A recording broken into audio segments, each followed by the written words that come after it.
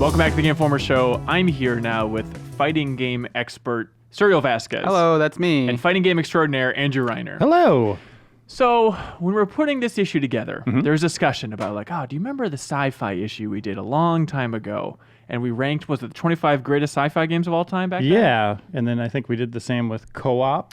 That's right. And then we recently did a cover story on the greatest RPGs of all time. Right. So we're effing experts at this We point. love genres. It's all about genres. We don't even have to talk to each other. We just sit down in a room and the hive mind just like pumps out a list. But now we're doing top 30 fighting games. A little behind the scenes. A lot of talk about making it 32, so it could be a bracket. We can kind of go into that, Yeah. right? Like a failed idea. Yeah, before we get to the list, So we thought about fighting and head-to-head competition and dreamed up like a tournament bracket that was 32.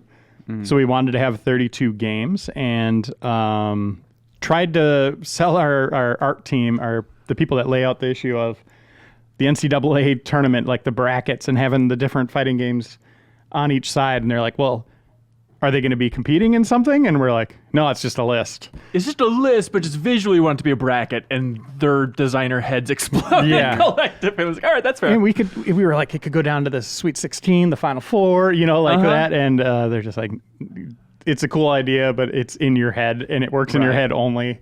But for the fans at home, we'll still consider the final four on this list, like the top four, to be the final four. We can absolutely call it that way. So the next debate that the office had about this is, okay, what is a fighting game? The classic Ben Reeves hand raised and said, Punch-Out. Now you're shaking your head. It was not in consideration. Serial, where do you land on this? It's a single player sort of rhythm game to me in that the battles go the same way every time. There's not a lot of variety. Think of it. There's randomization. There's a little bit of randomization, but it's more about like learning patterns versus like this opponent could just do any number of things. I think that is, you are learning sort of a rhythm in Punch-Out, and so that to me is why I think, like, to your question, maybe I think Fight Night is more of a fighting game than Punch-Out. There it is. That's what I would say. Yeah. I think Fight Night could qualify more feasibly than Punch-Out. Did it qualify? So we had the list started with everything. Okay. Punch-Out, all that. It was just like, what would it be? And we found like the most interesting list would be cutting out those rhythm games. They're technically kind of fighting games. Right. And then sports games. And, wrestling kind of falls into the sports category as well. And anything that wasn't Street Fighter or Tekken. We also just trimmed those out just to keep it nice and clean. Exactly. We wanted to pay homage to sort of what people, when they say fighting games, what people think of. Do you want to come over to my place and play fighting games? Then they show up and you're playing Punch-Out. You'd be like, what the hell's going on here? It's like, watch me play. Yes, I guess so. So I wasn't in the room for the actual list creation. I just saw everything bubbling around outside. What was the discussion in the room actually like? How tough was it to rank this stuff? So I more or less came up with the initial list, had entries, and sort of ran it by Imran a couple times. We went back and forth on that initial list. Yeah. And so then I basically brought it into a meeting with like Bertz and Andy and Reiner and Kyle. I think we're in a couple of other people. Kyle there to represent Dragon Ball, or how does that work exactly? I think he was mostly there to argue for Dead or Alive 4. Oh, okay. Well, sure. Everyone's got to pick a hill to die on. But then we just sort of talked over of like, hey, here's the rankings. This ended up not being that list, so we ended up changing a couple things, adding things here and there. Yeah. This is just random order. We didn't actually pick anything. It's so much easier if you just go put them all in number and just click randomize until you just have something where you're like, I guess that's fine. That explains this number one pick, which we'll get to in a bit. But, yes. Now that you know that we were kind of going for a tournament thing, we did originally have 32 games. The two that were cut off were. Number 31 was Tekken Tag Tournament, and then 32 was Rival Schools. Yeah, but we were immediately like, okay, we should just cut it to 25. But we really liked the entries that 26 through 30, like it's what that added to the list. I really like that, and I regret cutting those other two, but we just had to round it. It was like, so for the people out there that want to know where those games were, those are theirs. Tekken their Tag spots. Will forever 31, be 31. 32. Totally got it. Okay. Let's work our way up a little bit. Injustice 2, number 30. Interesting choice. Recent. Is it tough to include recent stuff in here? I think in a lot of ways it became harder like to sort of dive into the backlog and find like good fighting games that are still good today, because I think a lot of the time a lot of franchises sort of update their engines and sort of refine over multiple entries. So it's hard. It's like the current version of a lot of games ends up being the one that is on this list, just because it feels like that this is the one with the most effort, the most thought has gone into this one. And I think like for Injustice 2 specifically, it feels weird because that even as a series, that series is recent. In that, Injustice 1 was like 2013, right? Yeah. But they, obviously they have pedigree in NetherRealm. And you feel like it's held up okay? Yeah, I think people latched onto that game. I think more so than the first one, at least competitively. And it had a lot of the stuff from, Mortal Kombat X, where they had the multiverse, and it had a lot of interesting single player concepts. It had clans and stuff that sort of kept you coming back. The classic sort of NetherRealm thing of, let's make this more than just, hey, a multiplayer game where you hop in and play matches. Right. And one thing we really honed in on was the ebb and flow of competition. Right. Right. That was everything. Story, all that kind of stuff is fine. It's fine, but this list is really about the purity of the fighting, right? Okay, right. Match by match. What is the most interesting? Right. So we that was like, there were other, like if the game had a lot of content, that was sometimes a factor. Yeah. But the overwhelming thing was like, is this fun? Is this a fun fighting game to play? All right, next one that catches my eye. Number 25, Bushido Blade. Oh man, yeah. I have never played a Bushido. Oh man, you would love that. Really? Someone who likes going back and playing old stuff. This game is such an oddity from yesteryear. Yeah. We did it on replay. It still holds up really well. Mm-hmm. And this is a game about timing and like kind of like predicting what your opponent might try to do and then countering. It's almost like a more intense version of Samurai Shodown in that there are just straight up one hit kills that will just kill you in one blow, and that adds like this weird tension of like, I can go for this move, but at any point if I make a bet that doesn't pay off, I'm dead. Right. Ooh, Samurai Shodown number 9. Yeah. Samurai Shodown 2. Samurai Shodown 2. I think that's the one from that series so far. And what is that playable on today? I think you can play it on most consoles. I think. Oh, really? It's just everywhere. They actually announced a collection of Samurais 1 through 5 and 5 Special that are coming from the Digital Eclipse guys. Yeah. The guys who did the Street Fighter and SNK collections. And you got to play the new one, right? Yeah, I got. What do you think of that thing?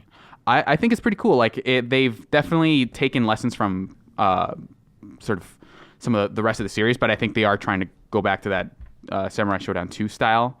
There's some dodge rolls and stuff like that, but it definitely feels in line with, hey, we want people to remember sort of this series as it was, and then we're going to give it this new graphical facelift, and it looks really nice. I think it looks a lot nicer than King of Fighters 14 did, which it animated really well, but sort of the look was really bland. Yeah. Whereas this feels, it has like this little like watercolor painterly style that I really dig, and a lot of the fights are like, because it's the same art director as Street Fighter 4, right? Is that true? I don't think it's the same art director, but it's like, it looks like heavily inspired by Street Fighter 4. I mean, that's the card they're playing, right? Of course, is bringing it back that way. I think they said they're bringing back some of the old SNK people, but they're not the Samurai Shodown people. No. It's like Art of Fighting and King of Fighters. Yeah, so like they're bringing back, like, a lot of people left SNK and started working at other fighting game companies, and then sort of SNK had this initiative where they wanted to start making games again, sort of move away from the patchy slot games that they were making. So they hired back a lot of their old talent to start making fighting games. So they're going to start making, they made a new King of Fighters, they're making another King of Fighters, and they're making a Samurai Shodown. And like they told me that they're working on a Metal Slug. So interesting, cool. Number 23, Killer Instinct. Is that the original? Or we're talking the recent one. What is this? Yeah, there was some debate about that, but I think a lot of it, as much as like I like that Xbox game a lot, but I think Around the Office, like, I as much as I am the person who who's known for fighting games, like I am not the only person in charge of the list, right? Like there's input from all sides. So you're saying wrong entries can be included in this list? That was a heavily debated one. Like we spent a lot of time talking about that one. Yeah, but you enjoy it. I see no Primal Rage on this list. We have the arcade unit here. That's what I wanted to bring up. We have a couple arcade machines at Game Informer. I've seen them turned on maybe 1.5 times in 8.5 years. Can we do something with those arcade games? It's always funny when someone does it. They're just like, I'm going to turn this on, and they're so loud, and they just immediately flip it off, and then they never touch them again. I've never seen them turn on as long as I've been here. That's insane. You're the fighting game guy, Serial. Yeah. We have fighting arcade machines, and you don't care. Arcade cabinets, I should say. Well, it's because you can play those games at home better, probably. That's insane. Reiner, can we do something with those this month? This is our fighting game month. What, turn them on? Can we? Okay, can we like do an episode of Replay where we're just capturing from one of those things? Over the shoulder? No, we technically could do because we have that weird PS3 arcade cabinet. Sure. Yeah, we could do Or can we just make a separate thing where it's just like, hey, watch us play Game Informer's Arcade? I would love to go through and play those and then just do literally over the shoulder. Yeah, if they still work. Okay. If you can find the keys and I think open them up. Sometimes I see those keys on those machines, but... Sometimes. Yeah, I don't know why they move. Yeah. Okay, so it's Street Fighter Cross Tekken we have up there. Not on this list now. We're talking arcade cabinets and Game Informer. And then we got Primal Rage. Tekken 5? Dark Resurrection. Of course. Dark Resurrection. And then there's Gauntlet Legends. Yeah. And NFL Blitz. Uh-huh. Okay, is that it? I think that's it. Okay. And we used to get a lot more back in the day, just for reviews. It was hilarious. It would be like getting a game disc, but you get a big arcade unit wheeled in. Oh, we had like a little arcade room. It was just like a hallway that was just filled with stuff. And those were always played. Like we'd end the day and go back there and what happened? drink beers and play games. When did Game Informer change and just sell out and is not interested in drinking beer and playing arcade cabinets when anymore? you started, Hanson. Oh, is that right? Yeah. I get it. Did we move those from the old Game Informer location in Eden Prairie? Yeah. Okay, so like the NFL Blitz one, Primal all Rage, those are stuff like old that. school. How much did Yeah. that suck? The only ones that are new, like that were added here, were Tekken and that Street Fighter Cross Tekken. Right, which is technically just a PS3, which I don't know how I feel about but it's that. a cool Game Informer custom unit. It is true. That is true. I mean, if you go to an arcade now, that's kind of what they are.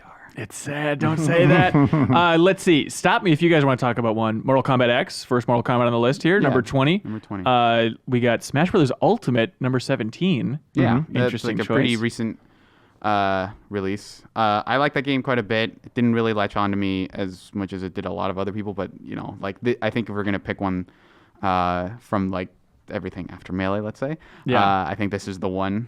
I think 4 did a lot to bring a lot of people back, because I think Brawl is generally seen as like the worst one.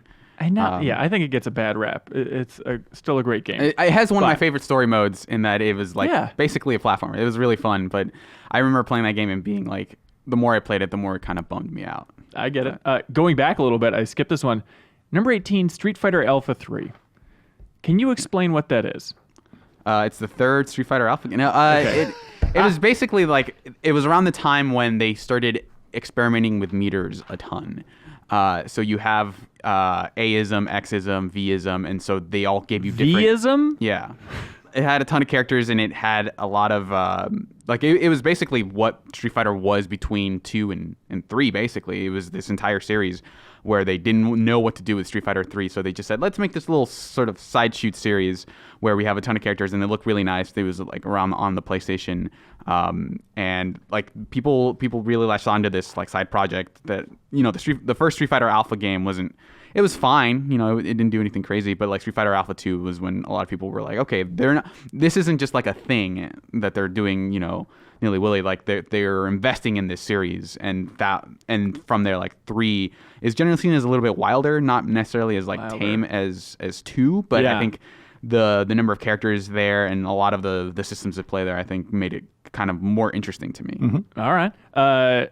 Again, stop me if you see anything else you want to talk about. Number 13, Darkstalkers 2.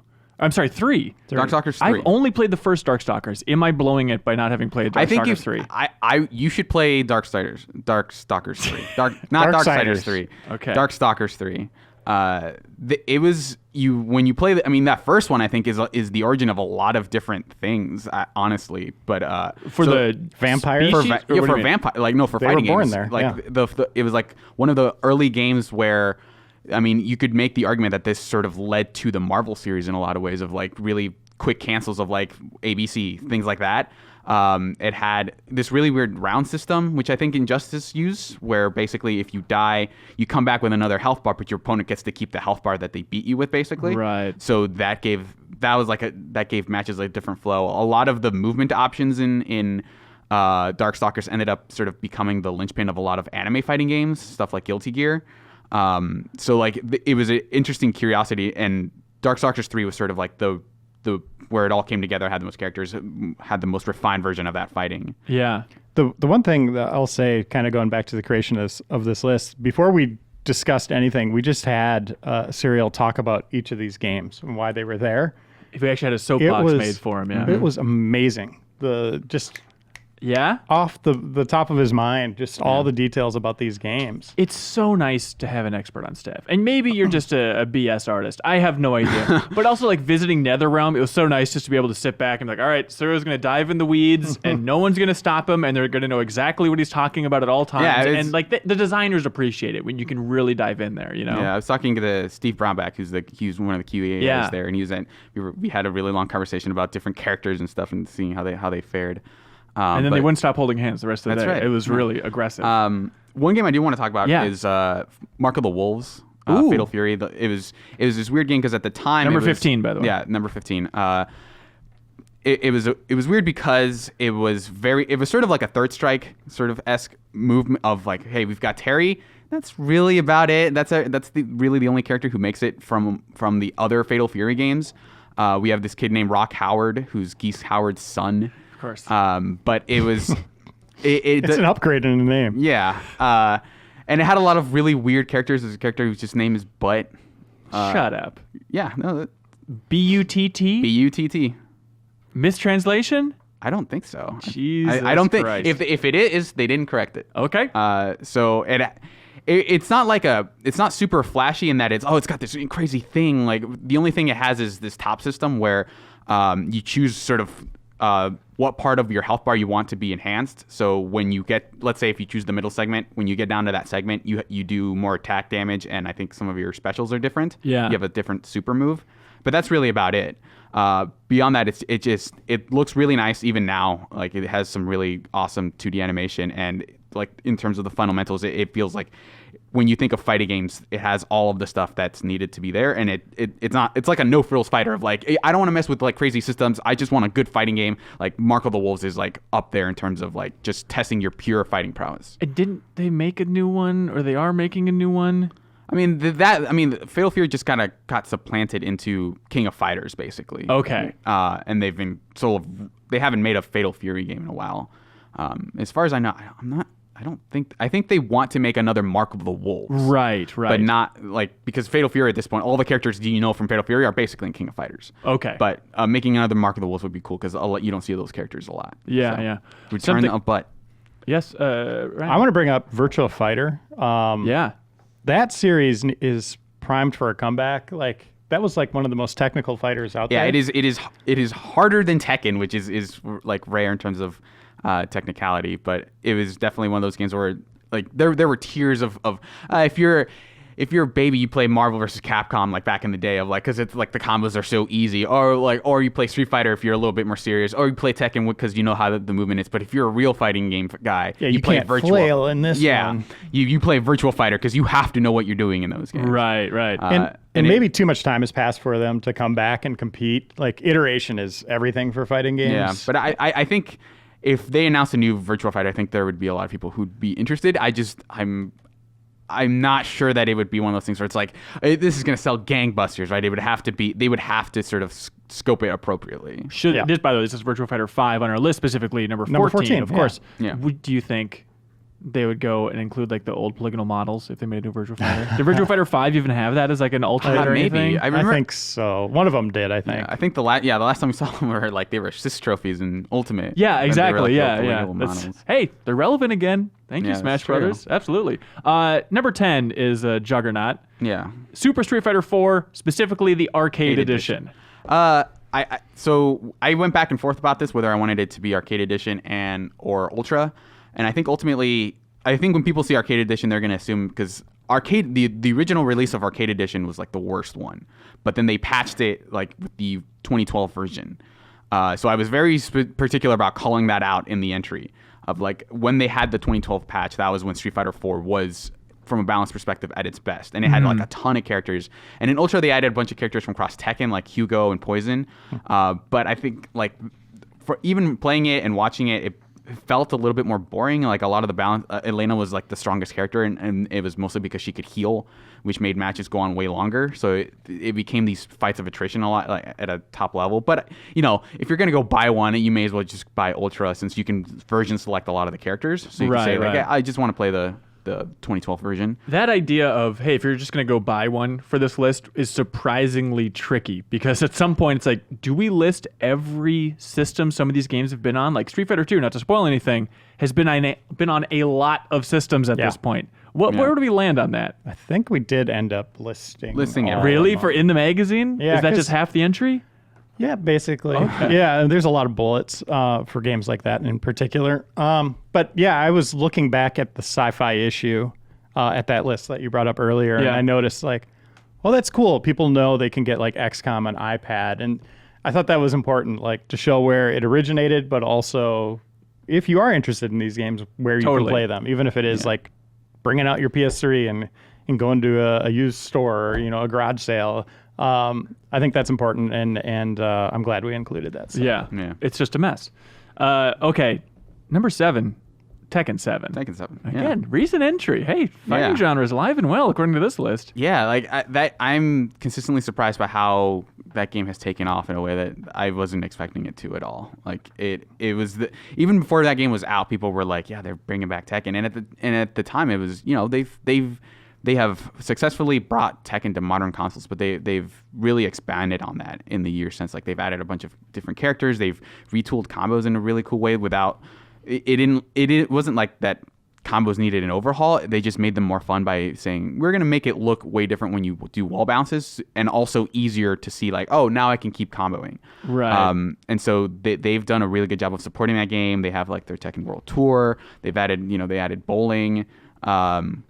And yeah, they've done a really good job of keeping that game relevant, more so like to the point where in a lot of tournaments it's overtaking Street Fighter, which is great. Which is speaking as much to sort of Street Fighter 5's specific decline as anything else. But Tekken has really taken up that, and Dragon Ball, I feel, have taken up the mantle of like, these are the ones that people are talking about the most right now. Yeah, for sure. I just wanted a 7 to be 7.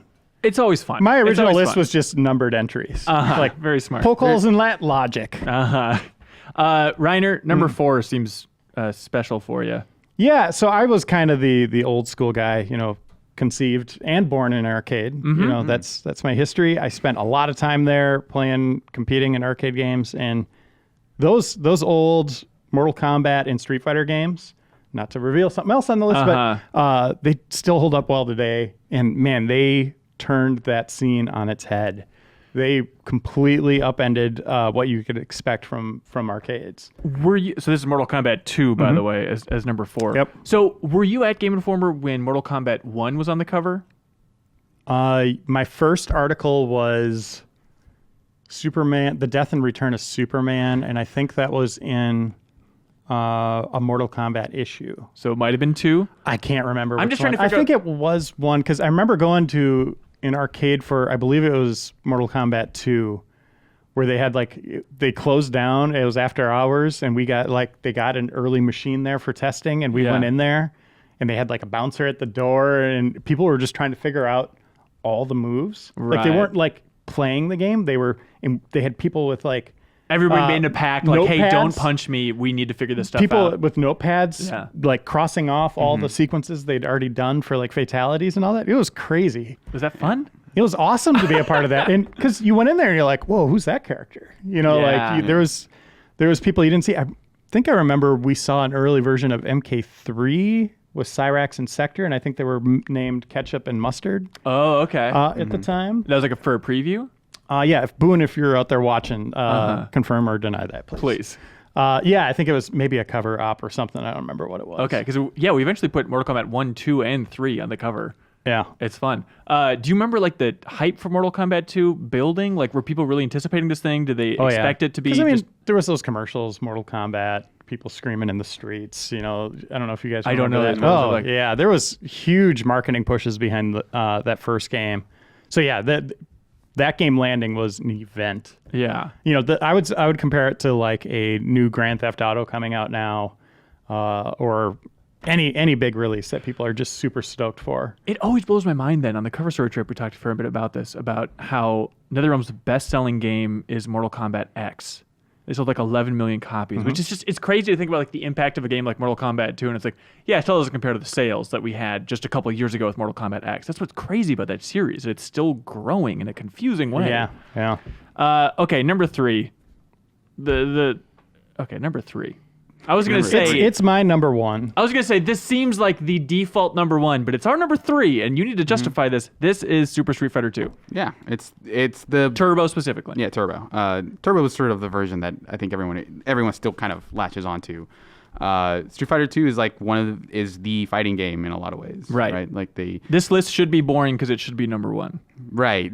But like, the impact of Street Fighter 2 can't be understated, obviously. But I think that it's super approachable. Like you can play it, like you can still play it today. You still have to learn obviously like things like fireball motions, things like that. But it is a classic fighting game that like I just think the only thing I have against it is I think that the 2 games above it are better. Like that's really all I have to say. Okay, what's your history of Street Fighter 2, Serial? I played it in arcades. Honestly, like it's funny because the first time I ever played Street Fighter 2 was because I thought it was Mortal Kombat because we had we had a Mortal Kombat machine like in the store that my parents used to work at. Yeah. And so my brother told me like, yeah, you can get that on the Super Nintendo that we had in our house. So it's like, why not just do that? So we went to like a flea market and bought a copy of Mortal Kombat, but that copy of Mortal Kombat was actually a copy of Street Fighter 2. Like inside they had a different cartridge? it was labeled as Mortal Kombat, but it was actually Street Fighter 2. And that was my introduction to Street Fighter 2. Had you ever heard of it before that? No, I had no idea. That's Street Fighter. Amazing. That just random swap from a stranger. And people are like, doesn't the gore bother you? And you're like, no, not at all. Yeah, it's kind of cartoony and fun. I guess electricity on the green guy is spooky. But yeah, like that game it's still really fun to watch. Like I don't necessarily play it as much as I used to, but like watching that game, I was surprised at how fast it is compared to a lot of like the way I played it. At least it was people doing like wall jumps all the time. Vega being good in a fighting game, which hasn't happened in a while. What are there like side tournaments at Evo and stuff with Street Fighter 2? I don't think I've ever seen competitive Street Fighter 2 played on a big stage. A couple years ago they did a thing called Tournament of Legends where it was just a bunch of like old, and they still have like a scene. There are still people who started playing recently, like around the time that the HD remix came out, but they don't play the HD remix anymore. So there are still old pros, and sometimes they'll bring out like people like Daigo to play that game again. But that game still has an enduring legacy. But it's one of those things where it's been more or less relegated to like side tournaments for sure. Okay. Number 2, interesting choice. I don't want to say I feel like this is controversial. If you know how like sometimes people will do the Game of the Year stuff and people say, well, this is mathematically your pick. I feel like you're counting up the number. Right. I feel like this would be the Office pick for number 1 if we were doing that. Super Smash Brothers Melee. This is Smash Melee. Yeah. One of the best. Do you like Melee? Yeah, I love Melee. Okay. It's awesome. And you think it stands apart just from being popular? It stands up as also the second greatest fighting game of all time? I do still think that if you were to say like, let's play some Smash Brothers, I would do one of two things. I'd either play a bunch of computer opponents in Ultimate and bet money on them, or I would play Melee. To feel your gambling edition. Okay. Yeah. I actually, in the peak Ultimate hype, I actually went down to my basement and booted up Melee on my GameCube and played a match with my friend just to see like how much faster is this? How different does it feel? Is it insane? I played so much Melee. I love Melee. At the end of it, it's like I still prefer Ultimate. I feel like Ultimate is it. Technically, I don't know if it is faster, but Melee did not feel as fast as I was expecting. Because I think in like the video game pop culture, it's like, oh no, that thing was so fast and so tight and so amazing. And it's like, I don't know if you can feel it as a casual fighting game fan. I think for me, I do sort of feel that in that a lot, everything from Brawl onward felt wrong in a weird way. Like I think it took until Ultimate to think like this isn't bad, it's just different. But it does still feel different, and I feel I am still most comfortable with sort of the weight of characters in Melee. Yeah. And there's just like I think it has a solid cast. I think honestly like at this point Smash has too many like Fire Emblem characters, but like that's really a personal thing. I don't think that's like a legitimate issue. It's really Melee's fault for getting that ball rolling downhill there. Yeah. To be fair. But yeah, I think if I were to play a Smash Brothers, it would probably be Melee. And I think a lot of the Office still has like in terms of the fighting game they played. Like I think Melee is the one that I think most people have played. So much fun, and it was even it holds up so well too. I mean, it was years and years after it came out, but still, freshman year of college, like, well, we'll just play Melee. Yeah. It was like 2006 even. It was like, oh, well, just no reason to stop playing this 5-year-old game. Let's just keep grinding it out. It was the best time. There have been a few fighting games where like we had I'd go to visit my relatives in Mexico and like we'd have entire like just hours of all of us just sitting there like taking the game like as seriously as we could. Like we couldn't wave dash or anything, but like just trying to play our best and being super serious about like, okay, it's down to us two. Like we don't, for some reason we never played one-on-ones. Like it was always like weird. The competitive format for us was like 5 stocks, like 4 people. For whatever reason, like we didn't watch tournaments until like way later, so it was like this is the how we're gonna take it seriously. Yeah, and it'd be one of those things where it's like it's down to 2 people. All right, like they're gonna do it, and everyone like it would be like I'd play Donkey Kong or something, and I'd land one of his punches, like one of his charge up punches, and everyone would like lose their minds. That's the best. And I think having that Nintendo appeal like makes that game approachable in a really interesting way that a lot of fighting games aren't. And I think even the weight stuff of hey, you're being knocked off the screen, you still have a chance to get back. Like there's you're not you're down but not out in a lot of ways. Yeah, and it's crazy too, just thinking about how different Smash is compared to so many other Nintendo games in terms of just options. It seems like maybe it's a Miyamoto thing, but Nintendo, it's like we want to hand you this beautifully made thing and you can enjoy it. But if you open an options menu on the typical Nintendo game, it's like, hey, you're lucky if you have subtitles on or off, and that's about it. And then Smash Melee in particular is just bonkers for how many menus in there. And like I had so much fun just tweaking the rules, constant variations. Like I would really get into 1v1s with a friend where we would put it 1 stock and then slow motion, and it just becomes more of like a pure strategy game at that point. Like that crap is so much fun. And you had like stamina, you had coins, which is a weird modifier. That game had a lot of interesting things in it, and like poke floats. Yeah. To what one stage that Ultimate can't do for whatever reason. To what you're saying a little bit, I think a lot of people just view Nintendo as doing their own thing, kind of like not paying attention to anything else that's going on. But this is very clear that they totally understood the fighting market. They wanted to be a big player in that, but a different kind of player. Yeah, exactly. Yeah, they do something. It's still Nintendo doing something different. They have all that nostalgia that just gets you in the door right away. But yeah, it is a serious fighting. That series is legit. It's legit. We don't care what anybody says. It's legit. That's right. Number 1. Battle Arena Toshinden. Number 1, I saw this and said, what? Yeah, Street Fighter 3 Third Strike. Street Fighter 3 Third Strike. This is why it's a Serial Vasquez pioneered list. No one talked him off this cliff, Reiner. I mean, I defended it. Like you gotta hear it. They interrogated me on this. Who was the biggest interrogator? I mean, it was kind of like all 3 of them. Okay. Like Bert's, Reiner, and Andy. I'm sorry. Bert's had the stun gun. Yeah. Yeah, that was a little extreme. And Andy just had a giant baseball bat. Yeah. Okay. Why? He's really good with it. Street Fighter 3 Third Strike. Home run derby. Why this one in particular? I think if I were gonna play a fighting game and try to get good at it, if a genie came and said like, hey, you can be, one of my 3 wishes would be really good at Third Strike. Okay, so it's dude, that's a wasted wish. I don't care. Billions of dollars, world peace, and then be really good at Street Fighter 3 Third Strike. Yes, because that game is such a pleasure to play it every time. What is it about this in particular? Well, for one, it has a lot of things that it got things from other games and kind of coalesced them all together. There's stuff like button, like if you remember, like throws used to be forward and H, and they still are in a lot of stuff like anime games. But I think most games have taken to like 2-button throws. There's a lot of the parries is this really interesting mechanic that sort of woke people up to the idea of it. There shouldn't be things like sure bets where, hey, you got to knock down, throw a fireball, and the tip damage will just kill them. There should be you should have universal options of make sure that things aren't always over, right? And I mean, it just looks gorgeous. Like I think the pacing of that game looks so good, and every time things like the way the super flashes go, as much as the today's supers are like super elaborate 3D affairs. I think the close-up lightning of here's a super move. Is still my favorite sort of implementation of a super move aesthetically. I really like the music. It's this weird sort of mix of I don't know, a boom bap and jazz fusion. All the boom bap. Mm-hmm. Is that a genre of music? Yeah. Okay, go on. And I think the characters, as much as there were a bunch of weirdos, but a lot of them have corollaries to Street Fighter 2 characters. Like Remy is basically Guile, but he has a high and low Sonic Boom. Urien was like one of the most interesting characters you'd ever seen. Like he has the thing where he plops a mirror on the other side of you, and he can do combos where he jungles you between the mirror. It's fun. Like, and Makoto was this really awesome, just like, I'm just the Karate Kid, and I have an attack where I punch you in the ball super hard and then launch you into the air. Like, that's what sold me. It had some really weird characters. There was like 12 who could transform into other characters during one of his supers. So that was like a Shang Tsung-esque, like, if you know how to play the whole cast, like, you can play 12 basically.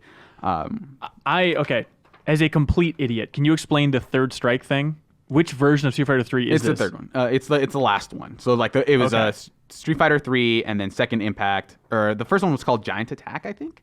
The second one was called or it was like Fight for the Future. They had a lot of like subtitles or titles around it. And then the second one was called Second Impact. Okay. And that was the one where, ironically, Sean was super good. And then Third Strike, he's terrible. And then they introduced, in Third Strike, they introduced Chun-Li, who is now like one of the best characters in that game. Her and Yun, I think, are usually seen as the two best characters.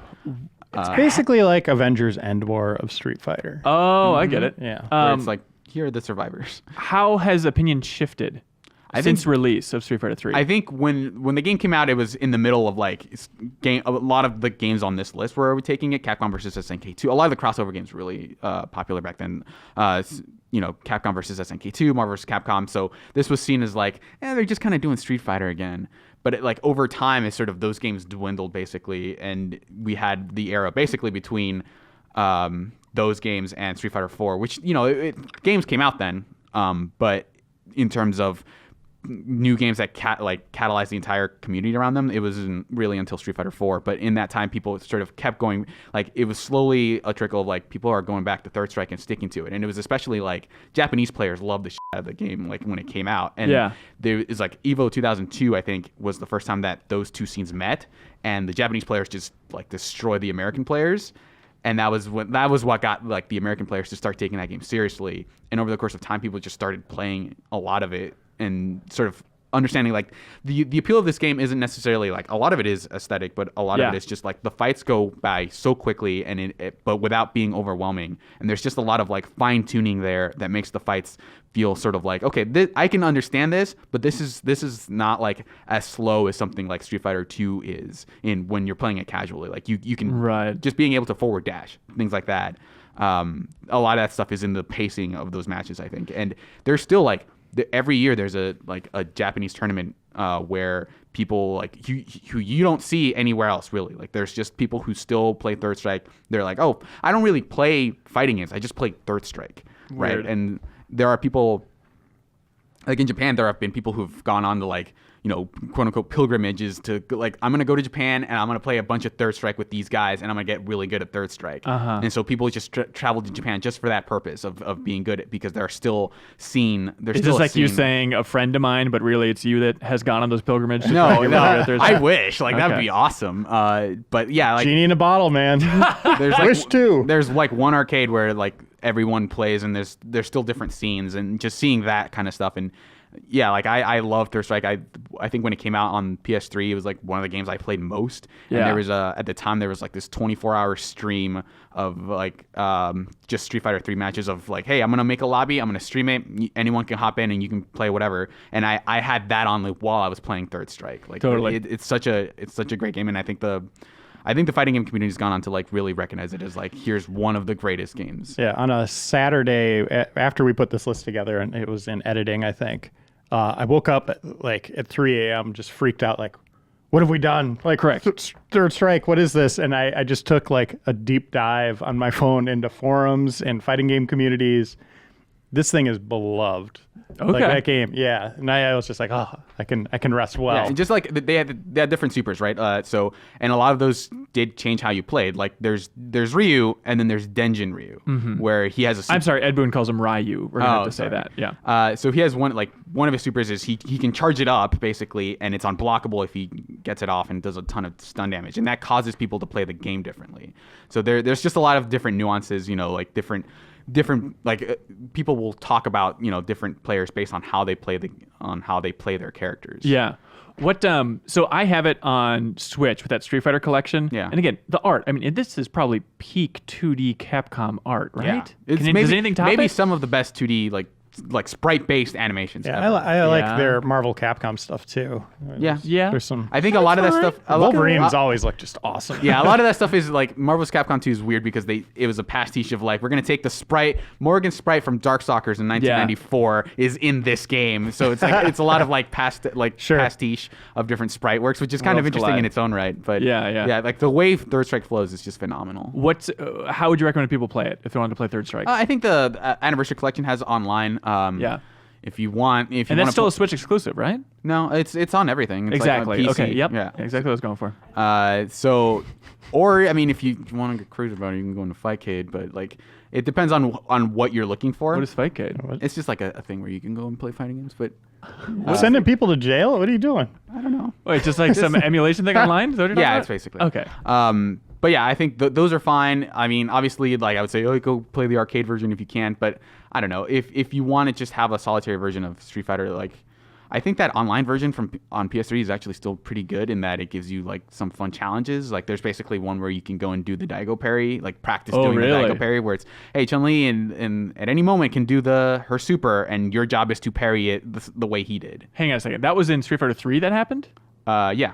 Oh, I always thought Daigo move was in 4. No, it's in 3, really? Yeah. Oh, okay. So like you learn to appreciate that move because he had to parry it before that kick came out. So he had to know it was coming before. Like, it wasn't like by the time if you see the super flash, you're already dead basically.